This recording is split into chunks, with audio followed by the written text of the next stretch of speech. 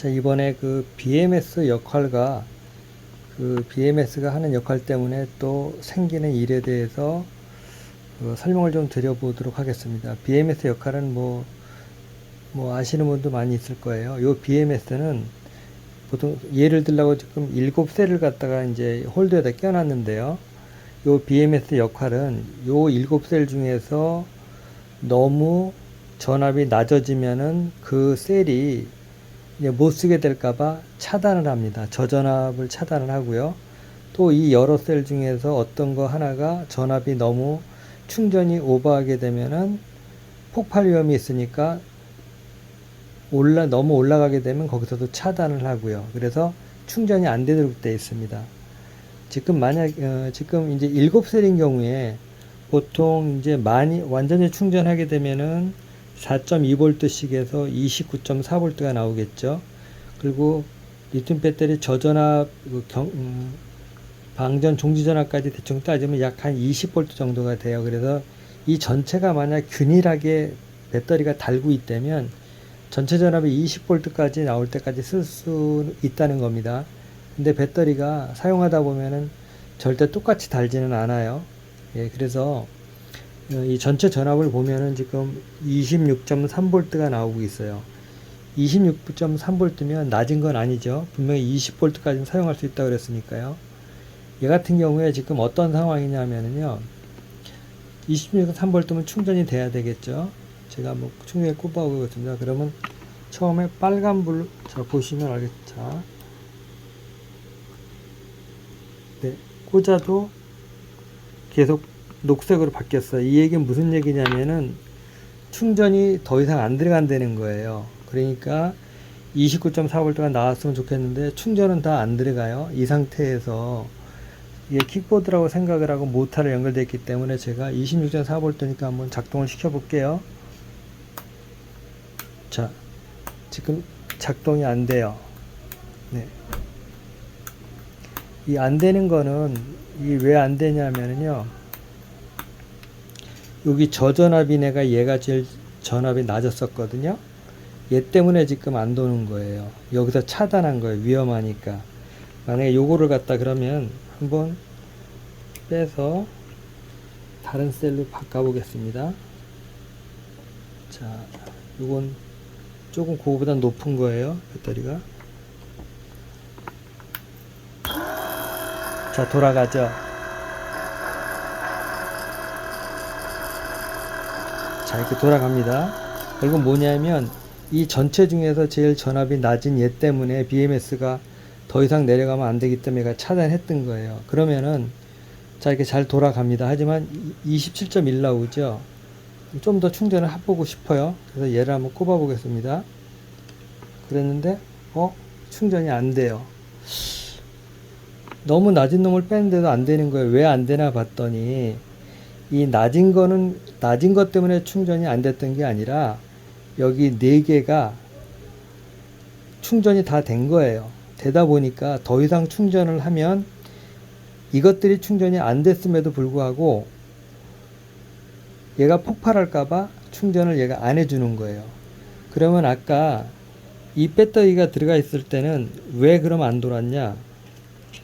이번에는 얘가 더 이상 모터를 돌리다가 방전을 하게 되면 얘가 완전히 망가질까봐 이제 차단을 한 거예요. 자, 안 돌잖아요.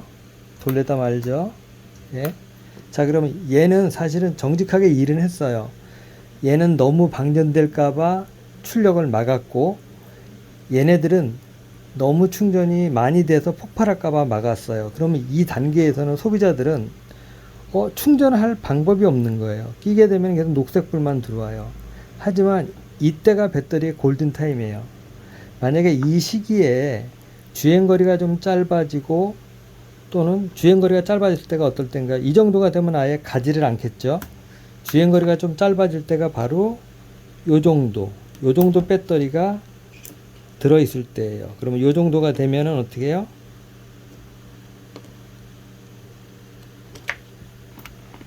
작동은 돼요. 하지만 충전은 잘 안 돼요. 네. 여기 보시면 충전기를 꼽아놨거든요. 모터가 작동되면 충전이 돼요.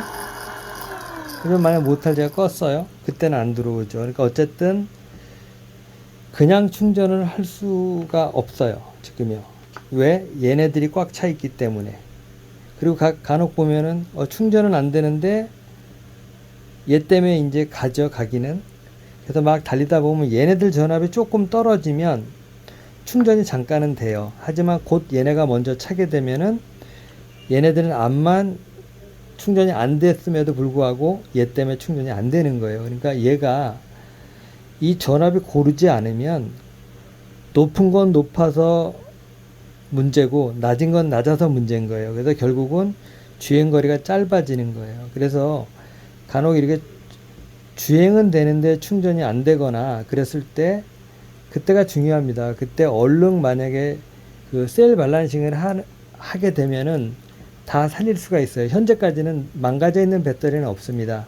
그래서 이때가 배터리의 전 골든타임이라고 생각을 해요. 그래서 충전이 안 됐을 때 뭐 대리점이나 뭐 어떤 데 가게 되면은 배터리를 교환하십시오. 그러면은 이제 너무 비용이 많이 나오기 때문에 거기서 머뭇머뭇하다가 아직 망가지지 않은 이 팩을 갖다가 결국은 못 쓰게 되는 현상이 나타나요.